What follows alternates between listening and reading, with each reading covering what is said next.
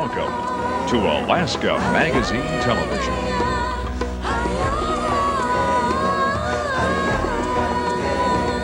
Ahead, Halibut Cove oyster farming, Gold Rush working girls, a quiet place in the Brooks Range, and Prince William Sound a decade later. No roads run through this lush green country. Glaciers crawl down the mountains here. Water hugs the winding coastline. Bays and coves abound. 250 miles south of Anchorage, Halibut Cove adjoins Kachemak Bay. Fewer than 100 people live here. Lots of otters and eagles, fish, millions of oysters, and a handful of oyster farmers. This is a lot different than dirt farming. A dirt farmer, he can get his pickup truck and drive out in the field and take a look, and he can tell if it needs to be irrigated or if it needs to fertilize. In Kevin Seidlinger's field, the crops are always under the water, right where they should be. Seidlinger is one of the 5 oyster farmers in Halibut Cove. We have a good area here for growing. We have a good combination of environmental conditions. We have these glaciers, and as they're melting and all the sediments coming down in the form of silica, there are organisms that use silica to form themselves, which the oysters in turn eat. And we also have an area. The Kachemak Bay is considered one of the most significant estuaries in Alaska, and it's very, very nutrient rich. Oysters have been farmed on and off in Alaska since 1900. After a long slump beginning in the 50s, the market was revived in the 90s by a growing demand for high-quality half-shell oysters. Oysters that are grown in cold waters are really desirable, cold water oyster. And, you know, besides, Alaska has a reputation for clean waters, and it has clean. Our waters are very clean. We don't have the industry that you have upstream from the ocean, and most of our industries are clean. We don't have a lot of manufacturing.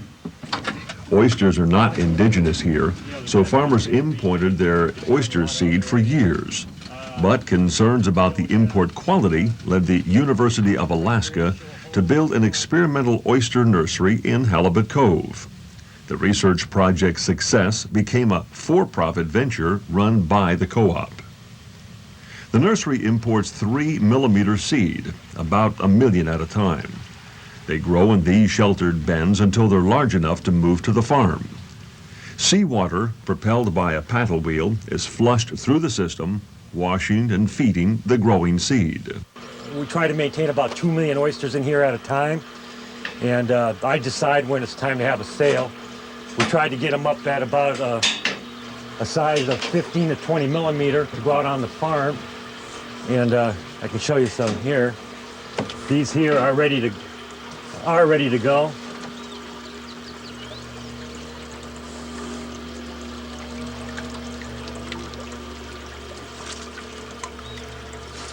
And this would be what we would putting in the nets as we go out on the farm. Oh, in my hand I have probably about 100 oysters. In industry standard, we're considered advanced because we have this. And it's quite an interesting thing. It's Fred Flintstone technology, but it really works.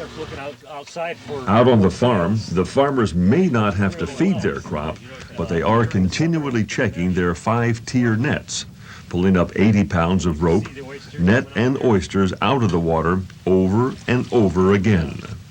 They divide the oysters up by size, redistribute them through the nets, and clean debris out of the nets to help the crop grow uniformly.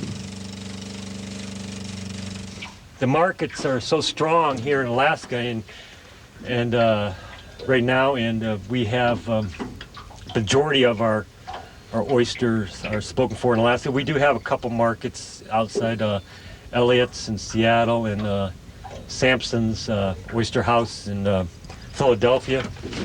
And they were kind of like some of the original customers. In August, at the peak of harvest season, they deliver live oysters to buyers twice a week. It helps farmers that their oysters are not indigenous to Alaska. In the summer, where native oysters are spawning, Halibut Cove oysters are ready for harvest. This oyster here, that here is about 2¼ ounces, minus the mussels and the mud. And if we get this ready for market, what we do is we take all these mussels off, scrape these barnacles off, and clean it all up. And we try to be, you have to be very careful. It's a lot of handwork. We don't want to damage this fragile edge, because what you can do is chip it and open it up, and the liquid will drain out. Right. And that'll dry the oyster out. I'll take and I twist and I apply pressure down the hinge, and then as it slides in, we'll just pry it open and pry it up like so. Then you can look in there and you can see that oyster meat. And we'll just take and carefully clip that mussel and pop the top of the shell off. We scrape that loose. And now it's ready to eat. Kevin Seidlinger is looking ahead, but he's not rushing the future. I want to raise the half-shell oyster. I want to stick with one thing and try to do it better than anybody else. Right. At the moment, he's experimenting with perfection. That is really a beautiful oyster there. Look at the color in that, and the deep, dark color. And oysters are very interesting. They're not like oranges or apples. They're all very distinct and different in shape. And now to me, that's a very beautiful oyster, these oysters, yeah.